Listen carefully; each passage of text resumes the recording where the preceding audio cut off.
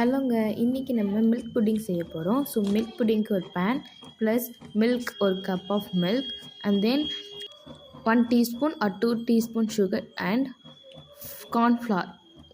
Okay, ஒரு cornflour எவ்வளோ வேணுமோ உங்களுக்கு எடுத்துக்கோங்க. எடுத்துகிட்டு அதில் போட்டுட்டு இந்த மாதிரி ஸ்பின் பண்ணிகிட்டே இருங்க.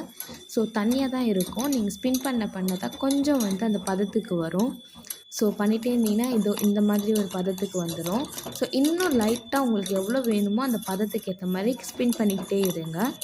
பண்ணதுக்கப்புறம் நம்ம ஒரு பவுல் எடுக்க போகிறோம். அந்த பவுலில் லைட்டாக கீ ஆட் பண்ணிக்கோங்க அண்ட் ப்ளஸ் கார்ன்ஃப்ளவர். அப்புறமா நம்ம அதை ஃப்ரிட்ஜில் வைக்க போகிறோம். ஸோ வச்சதுக்கப்புறம் எடுத்து பார்த்தா இப்படி இருக்குது. ஸோ இப்படி எடுத்து கொக்கோ பவுடர் எடுத்துக்கோங்க. கொக்கோ பவுடரில் உங்களுக்கு எவ்வளோ வேணுமோ லைட்டாக அதை ஸ்ப்ரெட் பண்ணி விடுங்க. ஸோ ஸ்ப்ரெட் பண்ணும்போது லைட்டாக கொஞ்சம் கம்மியாக போடுங்க, ஏன்னா ஓவராக போட்டால் லைட்டாக கசக்கிற மாதிரி தெரியுது.